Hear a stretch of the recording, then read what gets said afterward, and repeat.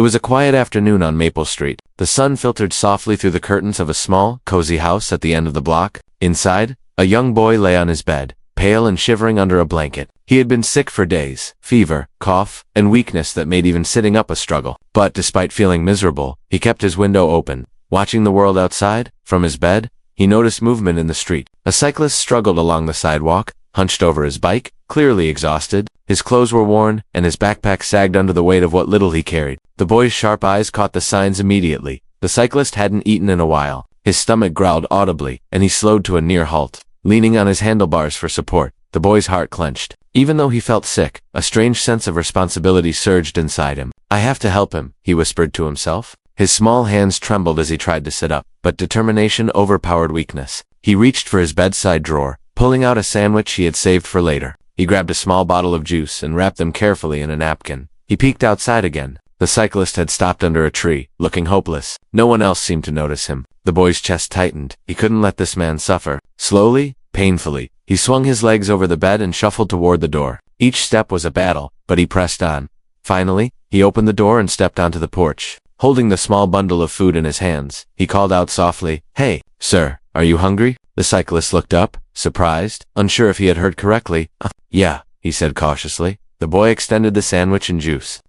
I can't eat it myself, but you should, please." The cyclist hesitated, overwhelmed by the boy's gesture. He hadn't expected kindness from a stranger, especially a sick little boy. The neighborhood seemed to pause around them. Birds stopped chirping, cars slowed. Even the wind felt like it held its breath. What happens next will change everything, and no one on this quiet street would ever forget it. The boy, despite his fever and aching body, couldn't stop thinking about the cyclist struggling outside. Every wobble of the tired figure on the street tugged at his heart. He had barely enough energy to sit up in bed, but he knew he had to help. He looked around his small room, scanning for anything he could offer. A half-eaten sandwich sat on his plate from lunch, a small carton of juice, and a handful of cookies. It wasn't much, but it was something. Slowly, painfully, he got out of bed, his limbs heavy, and carefully balanced the food on a small tray. Peering out the window, he saw the cyclist again. The man had stopped under a street lamp, slumping over his handlebars, breathing hard. Dust and sweat marked his face. The boy's heart ached. He knew that even a small gesture could make a huge difference. Clutching the tray, he made his way to the door, each step a struggle. The cold floor sent shivers through him,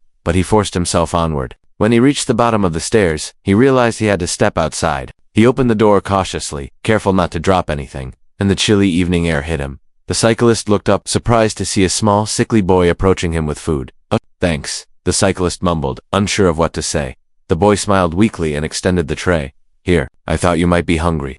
His voice was barely above a whisper, but it carried sincerity. The cyclist's eyes softened. "Are you sure? You shouldn't be out here like this." The boy shook his head. "I'm okay. I just wanted to help."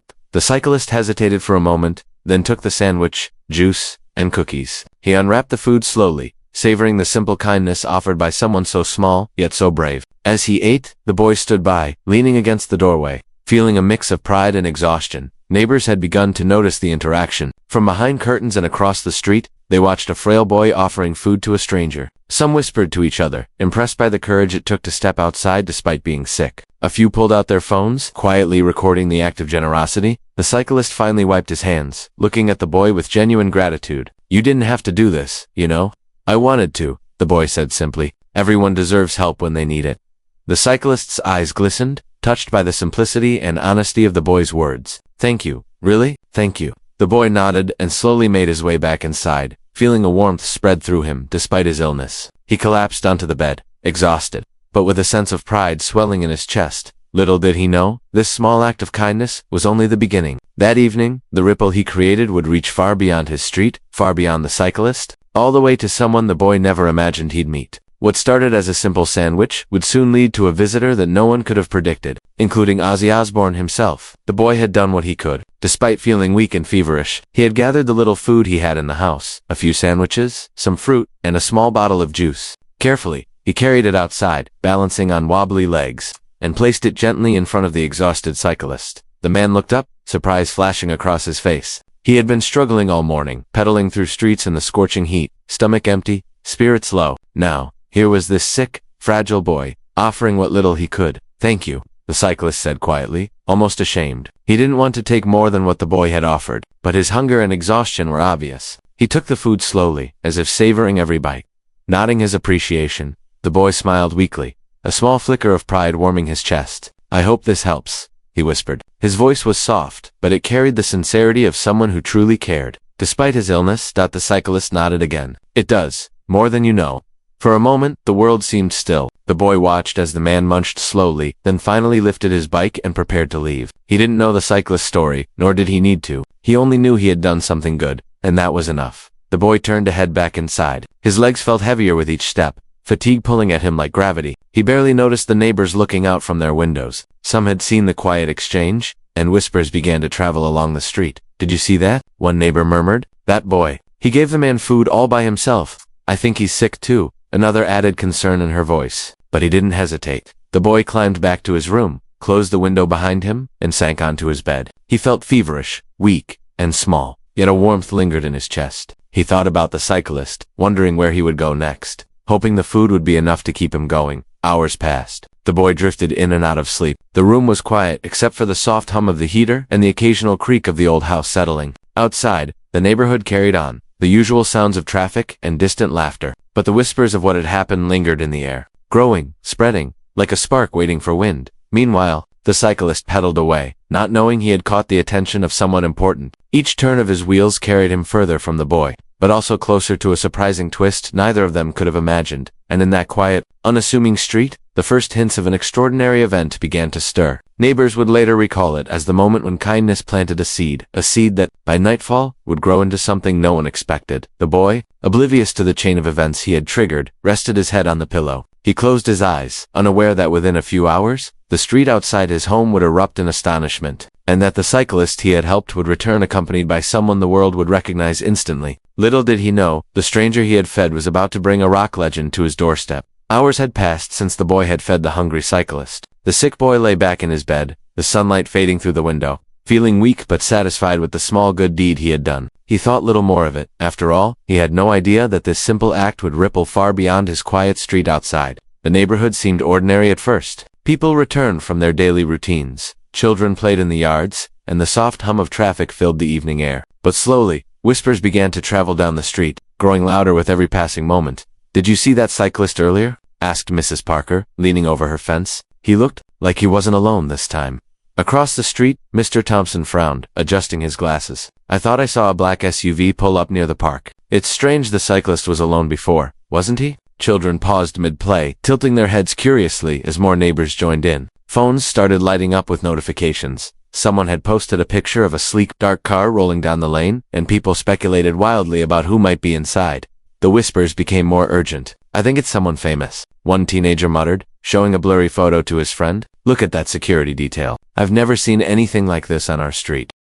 Curiosity spread like wildfire. Doors opened, blinds lifted, and the entire block started to gather outside, their eyes glued to the subtle activity. Everyone felt it in the air. Something unusual, something significant, was about to happen. Meanwhile, inside his room, the boy could hear the growing hum of excitement from outside. He opened his window slightly, trying to see, but all he could make out were silhouettes of people and a few flashes of light bouncing off shiny vehicles. His heart raced with anticipation. Could it really be as important as everyone said? Down the street, the cyclist was pacing nervously. His earlier exhaustion had returned, but he seemed determined. And then, a sleek black van arrived, doors opening smoothly. A small entourage stepped out, moving quickly but quietly. The cyclist signaled toward the boy's house. "Is it possible?" whispered a neighbor. "Are they here for him?" The crowd grew louder as speculation reached a fever pitch. Phones were raised high, recording live streaming, capturing the street's unusual transformation from ordinary to extraordinary. The story that had started with a sick boy's kindness was now swirling into something much bigger. The boy leaned further out the window, feeling both nervous and excited. He didn't know what awaited him, only that the world outside his room had shifted in a way that was impossible to ignore. Every step, every glance, every whisper from the growing crowd reminded him that his simple act of generosity had triggered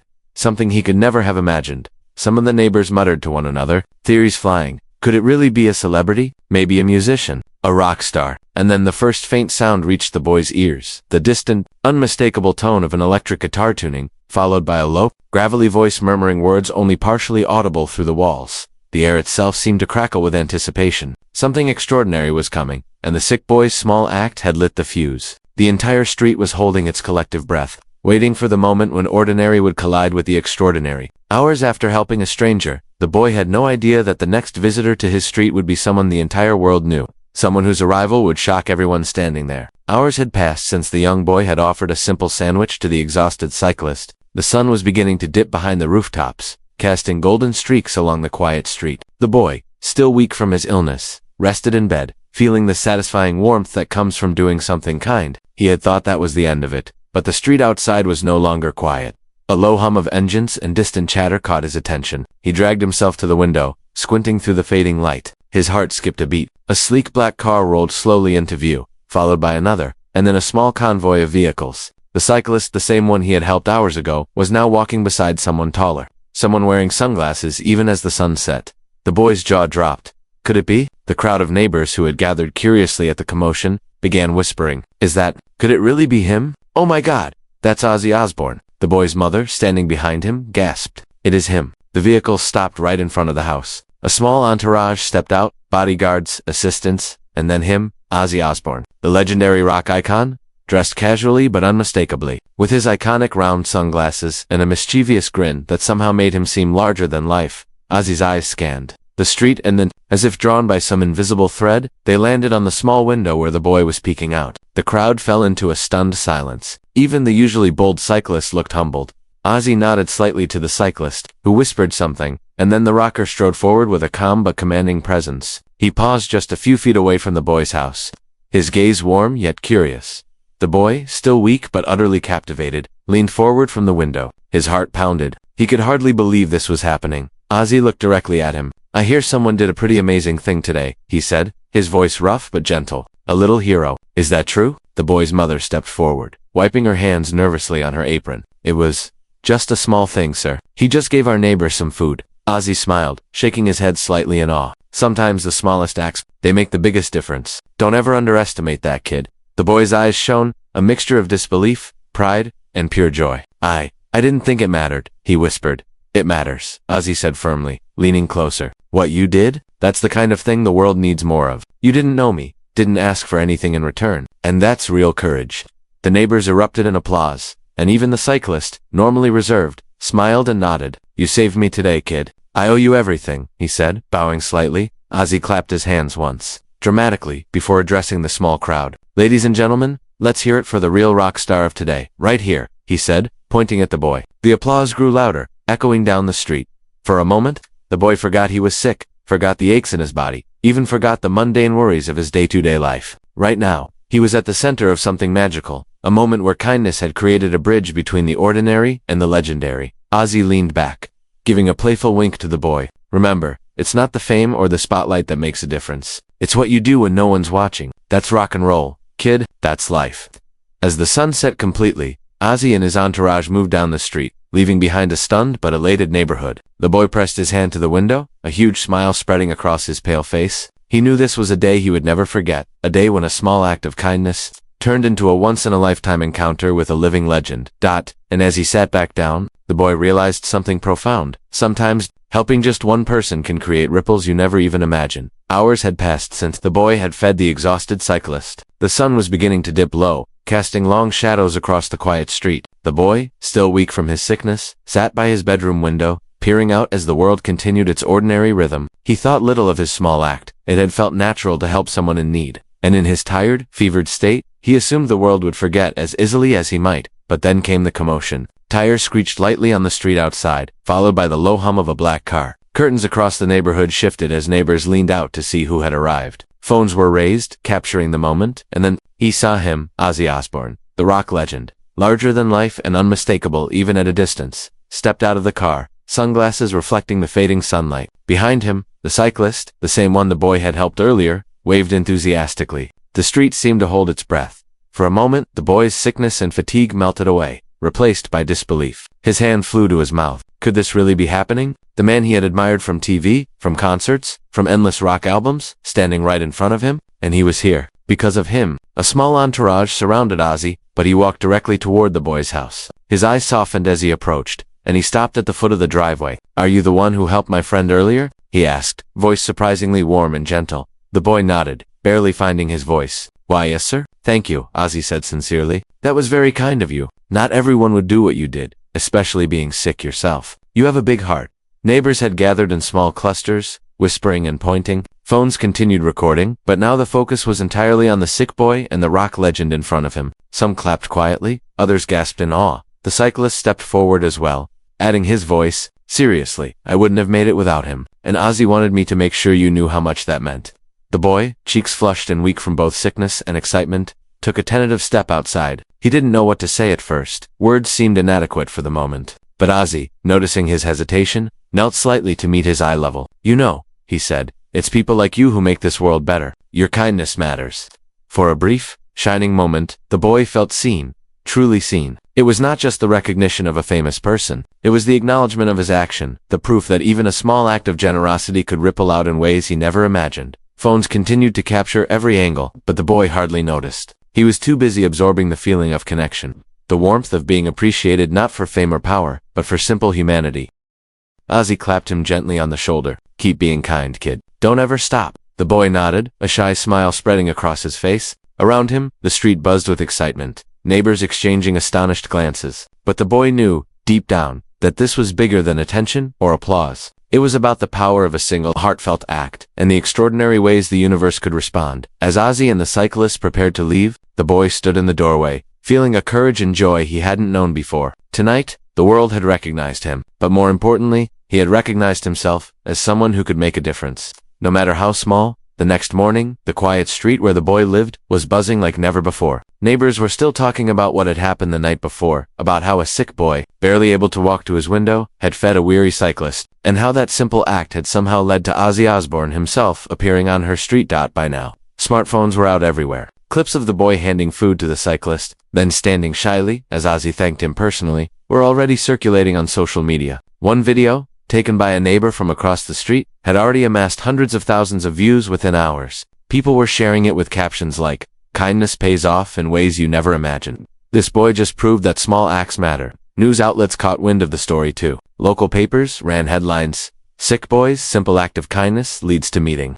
Rock legend Ozzy Osbourne, even national entertainment channels picked it up, replaying the footage and interviewing neighbors who had witnessed the incredible moment. Everyone wanted to know the boy's name, but his family was careful, wanting to protect him from the sudden attention. Meanwhile, the boy's social media started filling up with messages from all over the world. People sent emojis, kind words, and even small gifts. Comments came in from the USA, UK, Australia, and the Philippines, all praising his courage and generosity. Fans of Ozzy Osbourne were tagging their friends. "Look what a small act of kindness can do." Even Ozzy himself posted a video recounting the encounter. In his deep, gravelly voice, he said, "There are heroes in all of us. And sometimes the smallest heroes teach the biggest lessons. Thank you, little man." The boy, though still recovering from his illness, felt a mix of surprise and pride. He didn't do it for fame. He had just wanted to help someone in need. But now, the ripple effect of his action was undeniable. People were inspired. They were talking about kindness, generosity, and how one simple gesture could create a chain of positivity that no one could have predicted. Schools and community groups started using his story as an example. Teachers told students, "You don't have to be strong, rich, or famous to make a difference. You just have to care." By the end of the week, the hashtag kindness hero was trending worldwide. Videos, memes, and reactions flooded social media. The boy's story had transcended his street, his city, and even his country. It had become a global reminder that kindness is contagious, and that even the smallest actions can reach unimaginable heights. And while the boy remained humble, one thing was certain. His simple act of feeding a hungry cyclist had not only changed someone else's day, but it also created a viral story that inspired millions. If you believe small acts of kindness can change the world, type kindness in the comments and share this story with someone you care about.